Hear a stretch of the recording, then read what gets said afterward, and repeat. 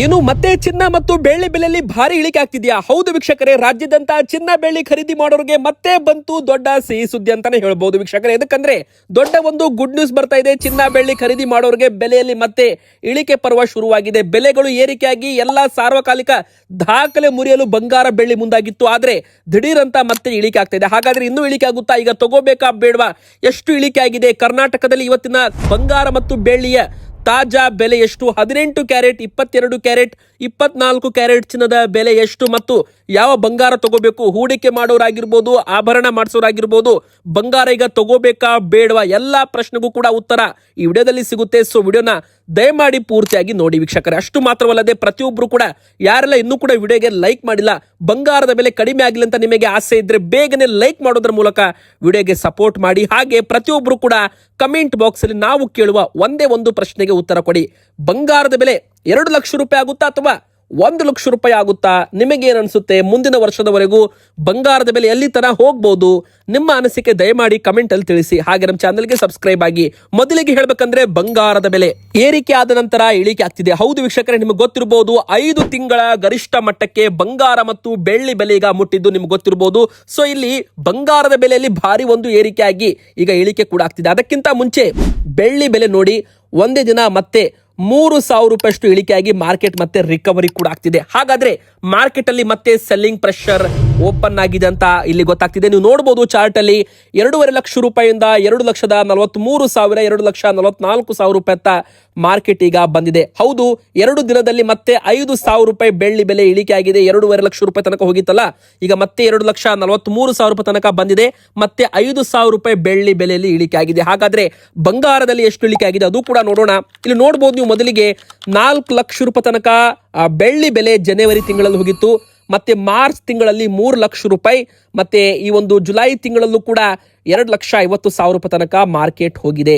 ಅಂದ್ರೆ ಈ ಒಂದು ರೇಟ್ ಅಲ್ಲಿ ದೊಡ್ಡ ಮಟ್ಟದಲ್ಲಿ ಏರಿಕೆ ಕೂಡ ಆಗಿದೆ, ಹಾಗೆ ದೊಡ್ಡ ಮಟ್ಟದಲ್ಲಿ ಇಳಿಕೆ ಕೂಡ ಆಗಿದೆ. ಈಗ ನೋಡಿ, ಬೆಳ್ಳಿ ಕೇವಲ ಇದು ಆಭರಣಕ್ಕೆ ಮಾತ್ರ ಬಳಕೆ ಮಾಡಲ್ಲ, ಇದು ಇಂಡಸ್ಟ್ರಿಯಲ್ಲೂ ಕೂಡ ಬಳಕೆ ಮಾಡ್ತಾರೆ. ಸೋಲಾರ್ ಬ್ಯಾಟರೀಸ್ ಗಳಲ್ಲಿ, ಪ್ಯಾನಲ್ಸ್ ಗಳಲ್ಲಿ ಬಳಕೆ ಮಾಡ್ತಾರೆ. ನೋಡಿ ವೀಕ್ಷಕರೇ, ಇಲ್ಲಿ ಮಾರ್ಚ್ ಮತ್ತು ಏಪ್ರಿಲ್ ತಿಂಗಳಲ್ಲಿ 3 ಲಕ್ಷ ರೂಪಾಯಿ ತನಕ ಬೆಲೆಗಳು ಹೋಗಿತ್ತು. ಮೇ ತಿಂಗಳಲ್ಲೂ ಕೂಡ 3 ಲಕ್ಷ ರೂಪಾಯಿ ತನಕ ಹೋಗಿತ್ತು ಬೆಲೆ. ಆದ್ರೆ ನಂತರ ಇಳಿಕೆ ಆಗೋದಕ್ಕೆ ಶುರುವಾಯಿತು. ಒಂದು ವೇಳೆ ಬೆಲೆ ಮತ್ತೆ ಏನಾದ್ರೂ ಇಳಿಕೆ ಆಗೋದಕ್ಕೆ ಶುರುವಾಯಿತು ಅಂದ್ರೆ ಈ ಬಾರಿ ತುಂಬಾ ದೊಡ್ಡ ಮಟ್ಟದಲ್ಲಿ ಕುಸಿತವಾಗೋ ಸಾಧ್ಯತೆ ಇರುತ್ತೆ. ಅಂದ್ರೆ ಲಾಸ್ಟ್ ಟೈಮ್ ಕೂಡ ಬೆಲೆಗಳು 2.5 ಲಕ್ಷ ರೂಪಾಯಿಂದ 2,50,000 ರೂಪಾಯಿ ತನಕ ಬಂದಿದೆ ಜೂನ್ ತಿಂಗಳಲ್ಲಿ. ಅಂದ್ರೆ 2.5 ಲಕ್ಷ ರೂಪಾಯಿಂದ 2 ಲಕ್ಷ ರೂಪಾಯಿ ತನಕ ಇಳಿಕೆ ಆಗಿರೋದು ಜೂನ್ ತಿಂಗಳಲ್ಲಿ ನಡೆದಿದೆ. ಈಗ ಜುಲೈ ತಿಂಗಳು ಬಿಟ್ಟು, ಆಗಸ್ಟ್ ಅಲ್ಲಿ ಬಿಟ್ಟು, ಈಗ ಸೆಪ್ಟೆಂಬರ್ ತಿಂಗಳಲ್ಲಿ ಮತ್ತಷ್ಟು ಇಳಿಕೆ ಆಗುವ ನಿರೀಕ್ಷೆ ಕಂಡು ಬರ್ತಾ ಇದೆ. ನೋಡಿ, ಅಮೆರಿಕನ್ ಡಾಲರ್ ವೀಕ್ ಆಗ್ತಿದೆ. ಇದು ಒಂದು ಕಾರಣ ಮಾತ್ರ ಅಲ್ಲ, ಎರಡನೇದಾಗಿ ಇಂಡಸ್ಟ್ರಿಯಲ್ಲಿ ಡಿಮ್ಯಾಂಡ್ ಕೂಡ ಕ್ರಿಯೇಟ್ ಆಗಿರುತ್ತೆ. ನೋಡಿ, 2-3 ತಿಂಗಳಲ್ಲಿ ಮತ್ತೆ ಸಪ್ಲೈ ಮತ್ತು ಡಿಮ್ಯಾಂಡ್ ಚೈನ್ ವರ್ಕ್ ಆಗುತ್ತೆ. ಯಾವೆಲ್ಲ ಸಪ್ಲೈ ಮಾಡ್ತಾರೆ ಅವರಿಗೆ ಬೆಳ್ಳಿ ಬಗ್ಗೆ ಗೊತ್ತಿರುತ್ತೆ. ಸೊ ನೋಡಿ, ಬೆಳ್ಳಿ ಕೇವಲ ಆಭರಣಕ್ಕೆ ಬಳಕೆಗೆ ಮಾತ್ರ ಮಾಡಲ್ಲ, ಆಭರಣಕ್ಕೆ ಮಾತ್ರ ಅಲ್ಲ, ಇದು ಒಂದು ಬ್ಯಾಟರಿಗಳಲ್ಲಿ, ಸೋಲಾರ್ ಪ್ಯಾನಲ್ಸ್ ಗಳಲ್ಲಿ, ಎಲೆಕ್ಟ್ರಿಕ್ ಬ್ಯಾಟರೀಸ್ ಗಳಲ್ಲೂ ಕೂಡ ಈ ಒಂದು ಬೆಳ್ಳಿಯನ್ನ ಬಳಕೆ ಮಾಡ್ತಾರೆ. ಸೊ ಇದಕ್ಕೆ ಡಿಮ್ಯಾಂಡ್ ಕ್ರಿಯೇಟ್ ಆದಂತೆ ಬೆಲೆಯಲ್ಲಿ ಏರಿಕೆ ಆಗುತ್ತೆ, ಡಿಮ್ಯಾಂಡ್ ಹೋದಂತೆ ಬೆಲೆಗಳು ಇಳಿಕೆ ಕೂಡ ಆಗುತ್ತೆ. ಸೊ ಈಗ ನೋಡಿ, ಬೆಲೆ 2,60,000 ರೂಪಾಯಿಗೆ ಇದೆ 1 ಕೆಜಿಗೆ. ಈಗ 2,43,000 ಅದು ಆನ್ಲೈನ್ ಬೆಲೆ, ಅಂದ್ರೆ ಅದು ETF ಅಂತ ಬೆಲೆ ಅಂತ ಬರುತ್ತೆ. ನೀವೇನಾದ್ರೂ ಆನ್ಲೈನ್ ನಲ್ಲಿ ಬೆಳ್ಳಿಯ ETF ಏನಾದ್ರೂ ಖರೀದಿ ಮಾಡ್ತೀರಾ ಅಂದ್ರೆ 2,43,000, 2,45,000 ರೂಪಾಯಲ್ಲಿ ನಿಮಗೆ ಸಿಗುತ್ತೆ. ಅದೇ ನೀವೇನಾದ್ರೂ ಅಂಗಡಿಗೆ ಹೋಗಿ ಬೆಳ್ಳಿ ಖರೀದಿ ಮಾಡ್ತೀರಾ ಅಂದ್ರೆ ಕೆಜಿಗೆ 2,60,000 ರೂಪಾಯಿ ಅಂತಾನೆ ಹೇಳ್ಬೋದು. ನೋಡಿ ವೀಕ್ಷಕರೇ, ಮಾರ್ಕೆಟ್ ಅಲ್ಲಿ ಯಾವಾಗ ಬೆಲೆಗಳು ಏರಿಕೆ ಆಗುತ್ತೆ ನಂತರ ಇಳಿಕೆ ಕೂಡ ಆಗುತ್ತೆ. ಸೊ ನೀವು ಇಳಿಕೆ ಆಗೋತನ ಸ್ವಲ್ಪ ವೇಟ್ ಮಾಡಬೇಕು. ಈಗ ಸದ್ಯಕ್ಕೆ ಮಾರ್ಕೆಟ್ ಮೇಲ್ ಹೋಗಿರ್ಬೋದು, ಆದ್ರೆ ಮತ್ತೆ ಸ್ವಲ್ಪ ಕರೆಕ್ಷನ್ ಆಗುತ್ತೆ, ಅಂದ್ರೆ ಪ್ರಾಫಿಟ್ ಬುಕ್ ಆಗುತ್ತೆ. ಉದಾಹರಣೆಗೆ ಯಾರೆಲ್ಲ 2,20,000 ರೂಪಾಯಿ ಕೊಟ್ಟು ಬೆಳ್ಳಿ ಖರೀದಿ ಮಾಡಿರ್ತಾರಲ್ಲ, ಅವರು 2,50,000 ರೂಪಾಯಿಗೆ ಬಂದಾಗ ಮಾರಾಟ ಮಾಡಿರ್ತಾರೆ. ಯಾವಾಗ ಜನರು ಮಾರಾಟ ಮಾಡೋರ ಸಂಖ್ಯೆ ಜಾಸ್ತಿ ಆಗುತ್ತೆ, ಪ್ರಾಫಿಟ್ ಅನ್ನ ಬುಕ್ ಮಾಡ್ತಾರೆ, ಲಾಭವನ್ನ ಬುಕ್ ಮಾಡ್ತಾರೆ, ಅವಾಗ ಮಾರ್ಕೆಟ್ ಕೆಳಗೆ ಬರುತ್ತೆ, ಬೆಲೆಗಳು ಇಳಿಕೆ ಆಗೋದಕ್ಕೆ ಪ್ರಾರಂಭವಾಗುತ್ತೆ. ಉದಾಹರಣೆಗೆ ಹೇಳ್ಬೇಕಂದ್ರೆ ಬಂಗಾರದಲ್ಲೂ ಕೂಡ ಆ ಪ್ರಕಾರ ನಡೀತಾ ಇದೆ. ಅದು ಕೂಡ ಉದಾಹರಣೆ ಮೂಲಕ ನಿಮಗೆ ಹೇಳ್ತೇವೆ. ನೋಡಿ, 1,64,000 ರೂಪಾಯಿಂದ ಬೆಲೆಗಳು ಈಗ 1,63,000 ರೂಪಾಯಿ ಒಳಗೆ ಬಂದಿದೆ. ಅಂದ್ರೆ 1,300 ರೂಪಾಯಿ ಮತ್ತೆ ಬೆಲೆಯಲ್ಲಿ ಸಾರ್ವಕಾಲಿಕ ಮೇಲ್ ಹೋಗಿ ಮತ್ತೆ ಈಗ 1,300 ರೂಪಾಯಿ ಇಳಿಕೆ ಆಗ್ತಿದೆ. ಹಾಗಾದ್ರೆ ಮಾರ್ಕೆಟ್ ಅಲ್ಲಿ ಇನ್ನೂ ಕೂಡ ಸೆಲ್ಲಿಂಗ್ ಪ್ರೆಷರ್ ಇದೆಯಾ, ಅಂದ್ರೆ ಮಾರಾಟ ಮಾಡೋರ ಸಂಖ್ಯೆ ಇದೆಯಾ ಅಥವಾ ಖರೀದಿ ಮಾಡೋರ ಸಂಖ್ಯೆ ಜಾಸ್ತಿ ಇದೆಯಾ? ನೋಡಿ, ಮೊದಲಿಗೆ ಹೇಳ್ಬೇಕಂದ್ರೆ ಬಂಗಾರ ಮಾರ್ಕೆಟ್ ಕೇವಲ ಭಾರತದಲ್ಲಿ ನಡೆಯಲ್ಲ, ಇದು international market. America, China, Japan, Russia, Germany ಎಲ್ಲ ಒಂದು ದೇಶಗಳಲ್ಲೂ ಕೂಡ ಬಂಗಾರವನ್ನ ಖರೀದಿ ಮಾಡ್ತಾರೆ ಡಾಲರ್ಗೆ ಕಂಪೇರ್ ಆಗಿ. ಇಲ್ಲಿ ನೀವು ನೋಡಬಹುದು, ಈ ಒಂದು ಬಂಗಾರದ ಬೆಲೆ 1,80,000 ಸಾರ್ವಕಾಲಿಕ ಗರಿಷ್ಠ ಮಟ್ಟಕ್ಕೆ ಇನ್ ಹಿಸ್ಟ್ರಿಯಲ್ಲಿ ಟಚ್ ಮಾಡಿದ್ದು ಕೂಡ ಇದೆ. ಅಂದ್ರೆ 1,80,000 ರೂಪಾಯಿ ಒಂದ್ಸಲ ಹೋಗಿದೆ, ಮತ್ತೆ ಅಲ್ಲಿಗೆ ಬೆಲೆ ಬಂದಿಲ್ಲ. ಮತ್ತೆ 1,40,000 ರೂಪಾಯಿಂದ ಬೆಲೆಗಳು ಮೇಲ್ ಹೋಗಿತ್ತು. ಅಂದ್ರೆ 1,40,000 ಒಂದು ಸ್ಟ್ರಾಂಗ್ ಸಪೋರ್ಟ್ ಇದೆ, 1,80,000 ಒಂದು ಸ್ಟ್ರಾಂಗ್ ರೆಸಿಸ್ಟೆನ್ಸ್ ಇದೆ. ಅಲ್ಲಿಗೆ ಬಂದ್ರೆ ಮತ್ತೆ ಜನರು ಮಾರಾಟ ಮಾಡ್ತಾರೆ, ಬೆಲೆಗಳು ಇಳಿಕೆ ಆಗುತ್ತೆ. ಎರಡನೇದಾಗಿ 1,70,000 ಮತ್ತು 1,61,000 ಎರಡು ರೆಸಿಸ್ಟೆನ್ಸ್ ಅಂತ ಬರುತ್ತೆ. ರೆಸಿಸ್ಟೆನ್ಸ್ ಅಂದ್ರೆ ಏನು? ಅಲ್ಲಿಗೆ ಬಂದಾಗ ಬೆಲೆಗಳು ಇಳಿಕೆ ಆಗ್ತಿದೆ ಅಂತ ಅರ್ಥ. 1,40,000ಕ್ಕೆ ಬಂದಾಗ ಬೆಲೆಗಳು ಮೇಲ್ ಹೋಗ್ತಿದೆ, ಅಂದ್ರೆ ಇದು ಒಂದು ಸಪೋರ್ಟ್ ಅಂತ ಅರ್ಥ. ಸಪೋರ್ಟ್ ಅಂದ್ರೆ ಒಂದು ಕಾಲಮ್ ತರ, ಒಂದು ಮನೆಗೆ ಪಿಲ್ಲರ್ ತರ ಅಂತಾನೆ ಹೇಳ್ಬೋದು.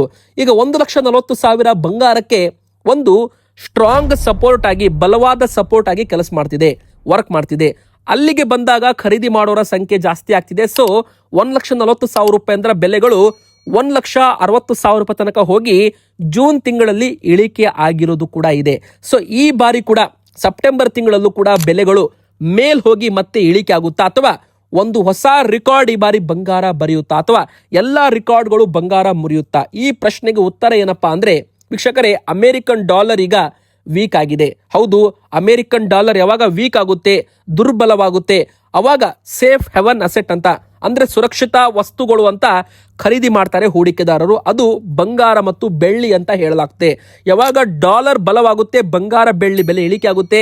ಡಾಲರ್ ವೀಕ್ ಆದಾಗ ಬಂಗಾರ ಬೆಳ್ಳಿ ಬೆಲೆ ಏರಿಕೆ ಆಗುತ್ತೆ. ಅಷ್ಟು ಮಾತ್ರವಲ್ಲದೆ ಕಚ್ಚಾ ತೈಲಗಳ ಬೆಲೆ ಕೂಡ ಇದ್ರ ಮೇಲೆ ಪ್ರಭಾವಿತವಾಗುತ್ತೆ. ಇನ್ನು ಮೂರನೇದಾಗಿ ಜಿಯೋ ಪೊಲಿಟಿಕಲ್ ಟೆನ್ಷನ್ಸ್, ಅಂದ್ರೆ ಈಗ ಅಮೆರಿಕ ಇರಾನ್ ನಡುವೆ ಯುದ್ಧ ಆಗಿರ್ಬೋದು, ರಷ್ಯಾ ಉಕ್ರೇನ್ ಯುದ್ಧ ಆಗಿರ್ಬೋದು, ಯುದ್ಧಗಳು ನಡೆದ್ರೂ ಕೂಡ ಬಂಗಾರ ಬೆಳ್ಳಿ ಬೆಲೆಯಲ್ಲಿ ಭಾರಿ ಏರಿಕೆ ಇಳಿಕೆ ನಮಗೆ ನೋಡೋಕೆ ಸಿಗುತ್ತೆ.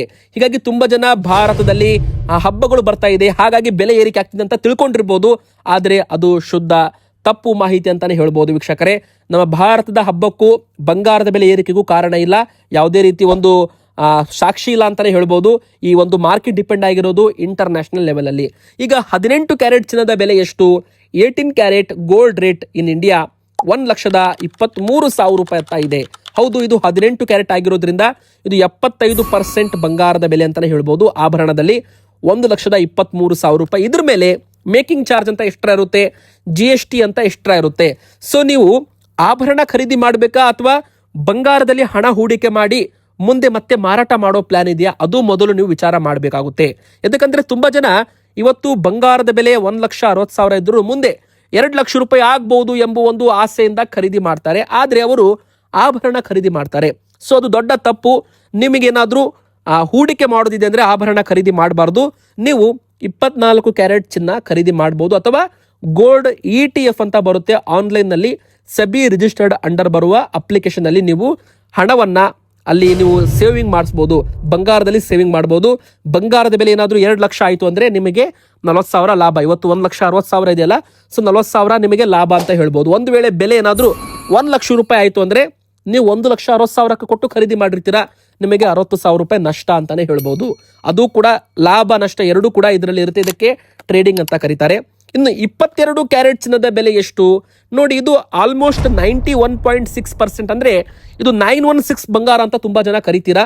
ಇದಕ್ಕೆ ಆಭರಣಕ್ಕೆ ಇದು ತುಂಬಾ ಬೆಸ್ಟ್ ಅಂತಾನು ಕೂಡ ಹೇಳ್ತಾರೆ. 22 ಕ್ಯಾರೆಟ್ ಅಂದ್ರೆ ಇದರಲ್ಲಿ 91.6% ಬಂಗಾರ ಇರುತ್ತೆ. ಇದ್ರದ್ದು ಬೆಲೆ 1,50,500 ರೂಪಾಯಿ ತನಕ ಮಾರಾಟವಾಗ್ತಿದೆ. ನೋಡಿ ವೀಕ್ಷಕರೇ, ಇದು 22 ಕ್ಯಾರೆಟ್ ಆಗಿರೋದ್ರಿಂದ ಇದ್ರ ಮೇಲೆ ನಿಮಗೆ ಹಾಲ್ ಮಾರ್ಕ್ ಆಗಿರ್ಬೋದು ಅಥವಾ HUID ಕೋಡ್ ಇದ್ದ ಬಂಗಾರ ಈಸಿಯಾಗಿ ಸಿಕ್ಬಿಡುತ್ತೆ. 18 ಕ್ಯಾರೆಟ್ ಮೇಲೆ ಆದಷ್ಟು ನಿಮಗೆ ಹಾಲ್ ಮಾರ್ಕ್ ಇದ್ದ ಬಂಗಾರ ಸಿಗೋದಿಲ್ಲ, ಅಂದ್ರೆ ಬೇಗ ಸಿಗೋದಿಲ್ಲ. ಡಿಸೈನ್ಸ್ ಇರುತ್ತೆ ಆದ್ರೆ ಹಾಲ್ ಮಾರ್ಕ್ ಇರೋದಿಲ್ಲ ಅದ್ರ ಮೇಲೆ. ತುಂಬಾ ಕಡೆಗೆ ಈ ತರ ಆಗ್ತಿದೆ. ಸೊ 22 ಕ್ಯಾರೆಟ್ ಅಲ್ಲಿ ಹಾಲ್ ಮಾರ್ಕ್ ಕೂಡ ಇರುತ್ತೆ, HUID ಕೋಡ್ ಕೂಡ ಇರುತ್ತೆ. ಸೊ ನೀವು ಹಾಲ್ ಮಾರ್ಕ್ ಇದ್ದ ಬಂಗಾರ ತಗೊಳ್ಳಿ, ಮತ್ತೆ 22 ಕ್ಯಾರೆಟ್ ತಗೊಂಡ್ರೆ ತುಂಬಾ ಒಳ್ಳೇದು. ಇನ್ನು ಹೂಡಿಕೆ ಮಾಡೋರು 24 ಕ್ಯಾರೆಟ್ ತಗೋಬಹುದು. ಬಂಗಾರ ಖರೀದಿ ಮಾಡುವಾಗ ತುಂಬಾ ಏನ್ ದೊಡ್ಡ ತಪ್ಪು ಮಾಡ್ತಿರೋ ಜನರಂದ್ರೆ ಮೇಕಿಂಗ್ ಚಾರ್ಜ್ ಅಲ್ಲಿ ಚೌಕಾಸಿ ಮಾಡೋದಿಲ್ಲ. ಮೇಕಿಂಗ್ ಚಾರ್ಜ್ ಅಲ್ಲಿ ಚೌಕಾಸಿ ಮಾಡಬೇಕು. ಒಂದು ಬಿಟ್ಟು 5 ರಿಂದ 6 ಅಂಗಡಿಗಳಲ್ಲಿ ಮೇಕಿಂಗ್ ಚಾರ್ಜ್ ಎಷ್ಟಿದೆ ಅಂತ ನೀವು ಕೇಳಬೇಕು. ಎಲ್ಲಿ ಕಡಿಮೆ ಇರುತ್ತೆ, ಎಲ್ಲಿ ಹಾಲ್ ಮಾರ್ಕ್ ಇದ್ದ ಬಂಗಾರ ಸಿಗುತ್ತೆ, ಅಲ್ಲಿ ನೀವು ಬಂಗಾರ ತಗೊಂಡ್ರೆ ನಿಮಗೆ ಒಂದು ಕಡಿಮೆ ಬೆಲೆಗೆ ಬಂಗಾರ ಸಿಗುತ್ತೆ, ಅಂದ್ರೆ ಆಭರಣ ಸಿಗುತ್ತೆ ಅಂತಾನೆ ಹೇಳ್ಬೋದು. ಈಗ 24 ಕ್ಯಾರೆಟ್ ಚಿನ್ನದ ಬೆಲೆ ಎಷ್ಟು? ಇವತ್ತು ಭಾರತದ ಮಾರ್ಕೆಟ್ ಪ್ರಕಾರ, ಕರ್ನಾಟಕದ ಮಾರ್ಕೆಟ್ ಪ್ರಕಾರ 10 ಗ್ರಾಮ್ 24 ಕ್ಯಾರೆಟ್ ಗಟ್ಟಿ ಬಂಗಾರದ ಬೆಲೆ 1,63,750 ರೂಪಾಯಿ. ನೋಡಿ, ಇದು 1,64,500 ರೂಪಾಯಿ ತನಕ ಹೋಗಿತ್ತು. ಈಗ 1,000 ರೂಪಾಯಿ ಇಳಿಕೆ ಆಗಿದೆ. ಬೆಳ್ಳಿ ಬೆಲೆ 5,000 ರೂಪಾಯಿ ಇಳಿಕೆ ಆಗಿದೆ. ಅಂದ್ರೆ ಈಗ ಇಳಿಕೆ ಶುರುವಾಗಿದೆ ಅಂದ್ರೆ ಇಳಿತಾ ಹೋಗುತ್ತೆ ಅಂತ ಅಲ್ಲ, ಏರಿಕೆ ಶುರುವಾಯಿತು ಅಂದ್ರೆ ಏರುತ್ತಾ ಹೋಗುತ್ತೆ ಅಂತ ಅಲ್ಲ. ಒಂದೇ ಬಾರಿ ಬೆಲೆ ಏನಾದರೂ ಮೇಲೆ ಹೋಯ್ತು ಅಂದ್ರೆ ಮತ್ತೆ ಸ್ವಲ್ಪ ಇಳಿಕೆ ಆಗುತ್ತೆ. ಯಾವಾಗ ಬೆಲೆಗಳು ಇಳಿಕೆ ಆಗುತ್ತೆ ಅವಾಗ ಒಂದು ಖರೀದಿ ಮಾಡುವ ಅವಕಾಶ ನಿಮಗೆ ಸಿಗುತ್ತೆ. ಸೊ ವೀಕ್ಷಕರೇ, ನಿಮ್ದು ಬಜೆಟ್ ಚೆನ್ನಾಗಿದ್ರೆ, ನಿಮ್ಮ ಹತ್ರ ಹಣ ಇತ್ತಂದ್ರೆ ಬಂಗಾರ ತಗೋಬೇಕಾ ಬೇಡ, ಈ ಪ್ರಶ್ನೆಗೆ ಉತ್ತರ ಏನಪ್ಪಾ ಅಂದ್ರೆ ವೀಕ್ಷಕರೇ, ಮೊದಲಿಗೆ ನಿಮ್ಮ ಬಜೆಟ್ ಮೇಲೆ ಡಿಪೆಂಡ್ ಆಗುತ್ತೆ. JP Morgan ಕಂಪನಿ ಬಂಗಾರದ ಬೆಲೆ 2 ಲಕ್ಷ ರೂಪಾಯಿ ತನಕ ಹೋಗ್ಬೋದು ಅಂತ ಫ್ಯೂಚರ್ ಪ್ರಿಡಿಕ್ಷನ್ ಅಲ್ಲಿ ಹೇಳಿದೆ. ಆದ್ರೆ ಇನ್ನೊಂದು ಕಡೆಗೆ ನರೇಂದ್ರ ಮೋದಿಜಿಯವರು 1 ವರ್ಷಗಳ ಕಾಲ ಚಿನ್ನ ಹೂಡಿಕೆ ಮಾಡಬೇಡಿ ಅಂತ ಒಂದು ಹಿಂಟ್ ಅನ್ನ ಕೊಟ್ಟಿದ್ದಾರೆ. ಎದಕ್ಕೆ ಕೊಟ್ಟಿದ್ದಾರೋ ಅದಂತೂ ಗೊತ್ತಿಲ್ಲ. ಸೊ ಇದು ಕೇಂದ್ರ ಸರ್ಕಾರ ನರೇಂದ್ರ ಮೋದಿಜಿಯವರೇ ಒಂದು ಹೇಳಿಕೆ ಕೊಟ್ಟಿದ್ದಾರೆ, 1 ವರ್ಷಗಳ ಕಾಲ ಚಿನ್ನಾಭರಣದಲ್ಲಿ ಹಣವನ್ನ ಹೂಡಿಕೆ ಮಾಡಬೇಡಿ ಅಂತ. ಇದರ ಹಿಂದಿರೋ ಕಾರಣ ಏನು ಅಂತಾನೂ ಕೂಡ ಕೇಂದ್ರ ಸರ್ಕಾರ ಹೇಳಿಲ್ಲ. ಸೊ ಇಲ್ಲಿ ಇಂಪಾರ್ಟೆಂಟ್ ಆಗಿ ಹೇಳ್ಬೇಕಂದ್ರೆ ಬಂಗಾರ ಈಗ ತಗೋಬೇಕಾ ಬೇಡವಾ, ಇದು ತುಂಬಾ ಒಂದು ದೊಡ್ಡ ಪ್ರಶ್ನೆ ಆಗ್ಬಿಟ್ಟಿದೆ. ಸೊ ನಮಗೆ ಕೇಳೋದಾದ್ರೆ ಸದ್ಯಕ್ಕೆ ಸ್ವಲ್ಪ ವೇಟ್ ಮಾಡಿ, ಇನ್ನು ಸ್ವಲ್ಪ ಇಳಿಕೆ ಆದ್ಮೇಲೆ ನೀವು ತಗೋಬಹುದು. ಏರಿಕೆ ಆಯಿತು ಅಂದ್ರೆ ಏನು ಮಾಡಕ್ ಬರಲ್ಲ. ಒಟ್ಟಿಗೆ ಎಲ್ಲ ಹಣ ಹಾಕಬಾರ್ದು ವೀಕ್ಷಕರೇ. ನಿಮ್ಮ ಫೈನಾನ್ಷಿಯಲ್ ಅಡ್ವೈಸರ್ ಯಾರಾದ್ರೂ ಇದ್ರೆ ಅವರ ಒಂದು ಸಲಹೆ ಕೂಡ ನೀವು ತಗೋಬೇಕಾಗುತ್ತೆ ಖರೀದಿ ಮಾಡುವಾಗ, ಮಾರಾಟ ಮಾಡುವಾಗ. ಇದಕ್ಕಂದ್ರೆ ಇದರಲ್ಲಿ ಮಾರ್ಕೆಟ್ ತುಂಬಾ ವೊಲೆಟಿಲಿಟಿ ಇದೆ. ಒಂದು ದಿನ ಏರಿಕೆ ಆಗುತ್ತೆ, ಒಂದು ದಿನ ಇಳಿಕೆ ಆಗುತ್ತೆ. ಸೊ ತುಂಬಾ ಜನ ತುಂಬಾ ಜಾಸ್ತಿ ಬೆಲೆ ಖರೀದಿ ಮಾಡಿಬಿಡ್ತೀರಾ, ನಂತರ ಬೆಲೆಗಳು ಇಳಿಕೆಯಾಗಿ ಪೇಚಾಡುವ ಪರಿಸ್ಥಿತಿ ಕೂಡ ಇರುತ್ತೆ. ಸೊ ನಿಮ್ಮ ಮೇಲೆ ಬಿಟ್ಟಿದ್ದು. ಮತ್ತೆ ವಿಡಿಯೋಗೆ ಲೈಕ್ ಮಾಡಿ, ಹಾಗೆ ಚಾನಲ್ಗೆ ಸಬ್ಸ್ಕ್ರೈಬ್ ಆಗಿ ನಿಮ್ಮ ಅನಿಸಿಕೆ ದಯಮಾಡಿ ಕಮೆಂಟ್ ಮಾಡಿ.